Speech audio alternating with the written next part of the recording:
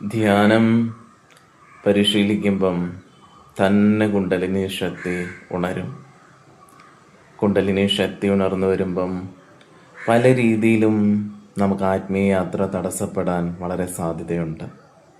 ഒന്നാമത്തെ കാര്യം, മായയുടെ പല രീതിയിലുമുള്ള ചില ശക്തികളാണ്. അത് നമ്മുടെ സിദ്ധിയുണ്ട് ചില രീതിയിൽ മനസ്സ് വായിക്കുവാനും ഊർജത്തെ നിയന്ത്രിക്കുവാനും ഒക്കെ കഴിയുന്നത്. എന്നാൽ അതിലൊന്നും നിന്നു പോകരുത് നമ്മൾ. അതെന്താണ് ഗുരുജി?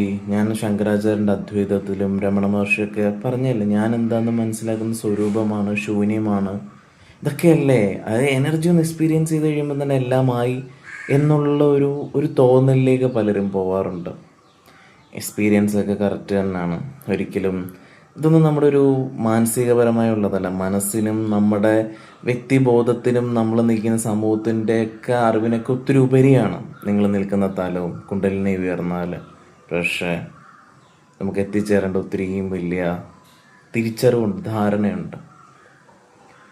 കഴിഞ്ഞിടയിൽ ഒരു സത്സംഗിൽ സംസാരിക്കുമ്പം ഞാൻ അവരോട് എൻ്റെ വായിന്ന് അറിയാതൊന്ന് വീണുപോയി. ശാസ്ത്രലോകം പോലും പറയുന്നില്ലേ ഇതൊന്നും കാണുന്നതൊന്നും ഇല്ല എന്നുള്ളത്. ഈ കാണുന്നതൊന്നും നിലവിലില്ല എന്ന് എത്രയോ വർഷം എല്ലാ പുരാണങ്ങളും ഇതല്ലേ ഉദ്ദേശിക്കുന്നത്. എല്ലാ ഗുരുക്കന്മാരും പറഞ്ഞു പോയത് ഇതല്ലേ, നാം ഈ കാണുന്ന ഒന്നും തന്നെ ഇല്ല എന്നുള്ളത്. അപ്പം ഈ കാർമിക് മൂവി അല്ലെങ്കിൽ ഈ ഒരു കർമ്മത്തിൻ്റെ സിനിമ, ഇതൊന്നുമില്ല. ഒരു സിനിമ കഴിഞ്ഞിട്ട് അതിൽ എൻഡ് ചെയ്യുന്നു ഒരു ബ്ലാക്ക് കളർ ഫുള്ള്. അതേപോലെ നമ്മുടെ ഈ ഒരു ജീവനെ നമുക്ക് ഈ തലത്തിൽ ഇപ്പം തന്നെ പേടിച്ചു. അതുകൊണ്ട് കോൺഷ്യസിലേക്കൊക്കെ ആഗ്രഹമുള്ളവർ, അതിനോടൊരു അനുഗ്രഹം ലഭിച്ചവരെ പറഞ്ഞ് പേടിപ്പിക്കുന്നില്ല. നിങ്ങൾക്കുള്ള എളുപ്പ വഴി നിങ്ങളെയൊക്കെ പറഞ്ഞ് ഇതിലേക്ക് കൊണ്ടുവരാനുള്ള വഴിയുള്ളൂ ആത്മബോധം നമ്മുടെ സ്വയത്വത്തിലേക്ക് എത്തുക എന്നുള്ളത്. പക്ഷെ അതിനുപരി തന്നെ ഒത്തിരിയും തലങ്ങൾ നമുക്ക് എത്തണം. അപ്പോൾ ഊർജം നമ്മൾ ഈ ഒരു കാർമിക് മൂവിയിലാണ് തിരിച്ചറിയാനുള്ള ധാരണ കിട്ടുന്നിടം വരെ നമ്മൾ എന്ത് ചെയ്യണം?